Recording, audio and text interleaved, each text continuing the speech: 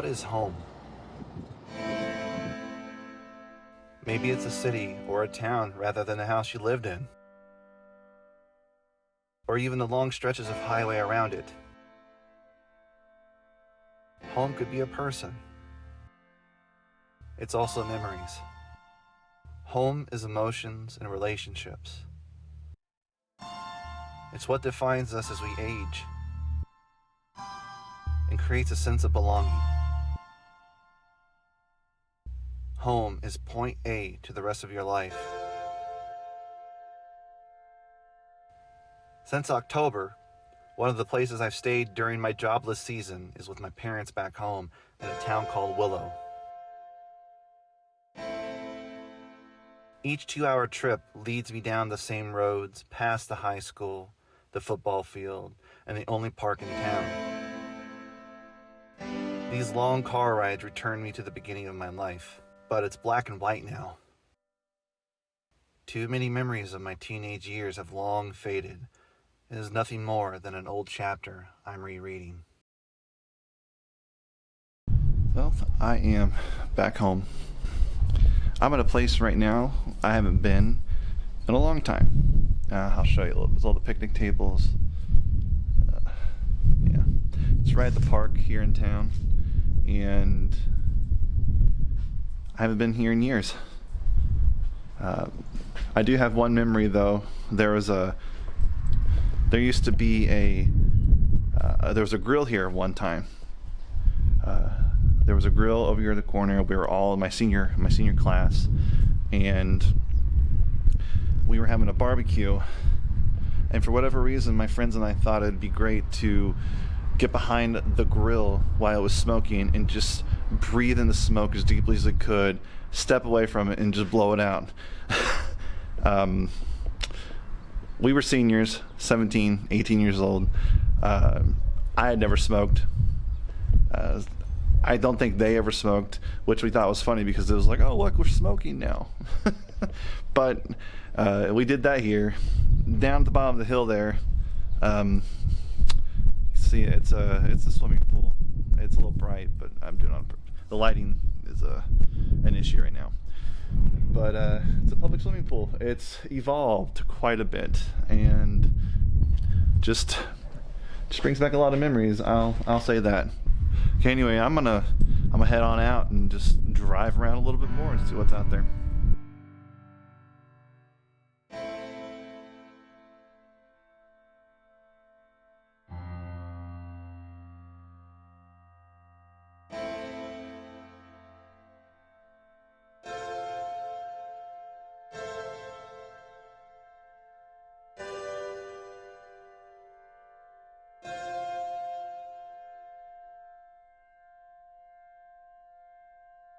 I'm actually passing by the swimming pool right now, and there's a story because this place right here, right there, it's locked up, but there were some candy machines inside that place, and I was in 5th grade. The guy had left it open, and the guy who was working on it was filling it. He left it cracked, and one of my friends convinced me to take one of the candy bars out of it. So I did, really quick. I stole a candy bar. It was a Snickers, and whenever when I got back to the school, I had such a guilty conscience that I actually turned myself in, and that was like the only time I stole something, and I didn't even last a half an hour after that. I felt so bad for doing it that I had to tell myself, and I did a good thing. I didn't get in trouble. I mean, I learned my lesson, but yeah, anyway, there's that. But it's still nice.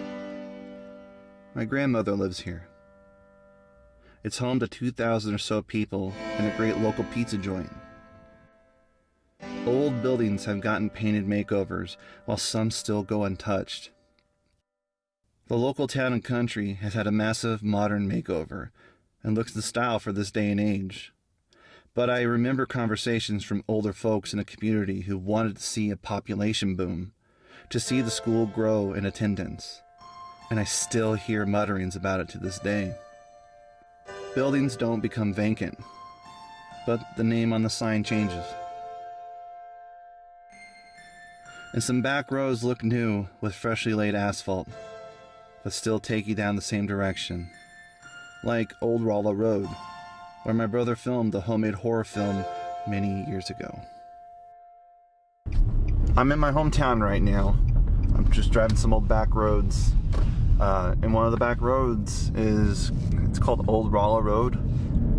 Just I don't know, it used to be a connecting point to, on the way to Rolla, I guess. I don't know the history of it yet. My brother and I came out here with some friends and filmed an old horror film back when I think I was in high school.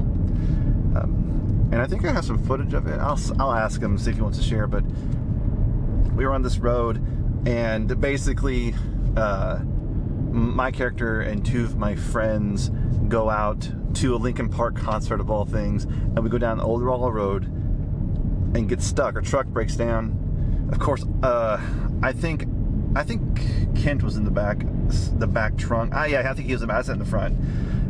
And Jason's friend, Jason, another Jason, he was driving, and we got out and we walked over a hill, only to come back from the other direction, like a loop. We were stuck, and somehow we ended up finding the house, and there was this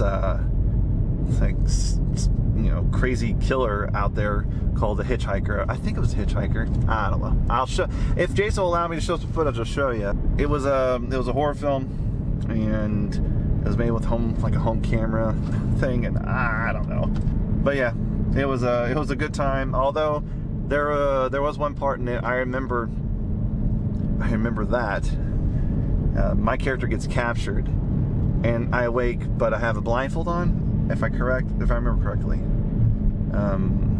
Yes, I had a blindfold on, and the hitchhiker started using pliers to pull out my tongue, and I was supposed to scream in muffled scream with kind of like that, and it kind of freaked me out, gotta be honest. So after that film day, I felt really depleted, and I went home and let them to film everything else. Maybe I've been pampered by city life.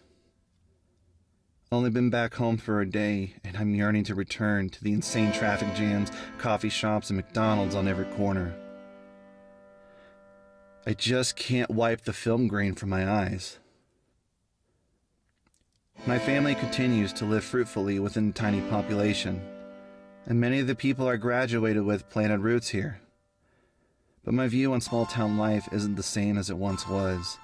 And I know that if I were forced by some crazy circumstance to come back to live here, I'd be undeniably miserable. This town is nostalgia, but this town is the past. I'm just one person with desires that expand past the boundaries of this place. There are about 2,000 other inhabitants living here that have all they need. And while that's a perfectly great reason to stay, I also find it hard to fathom why they couldn't reach out further than the city limits to see what's beyond. Maybe they did, and maybe they didn't like it. Maybe small town living is easier.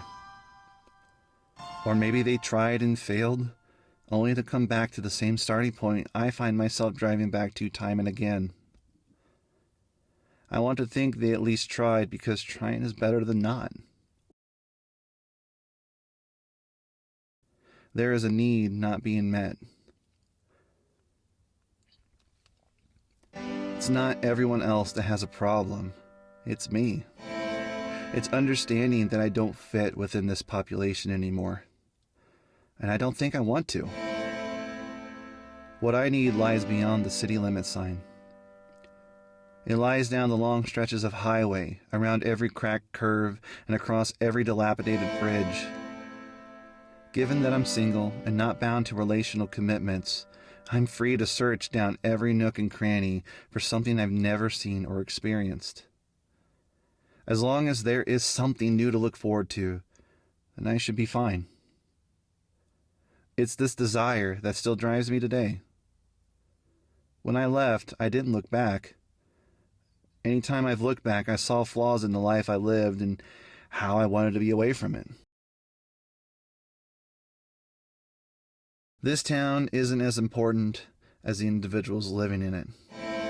and I accept that I'm not one of them. But home is somewhere. It's not like I don't want to ever return. I do like seeing the football field because I used to march with the high school band there. I do like to go to the park and walk it. And I do like to see my family. I'm only here temporarily though. But I know that if I ever need just a tiny break from the craziness I call life, I'll come right back.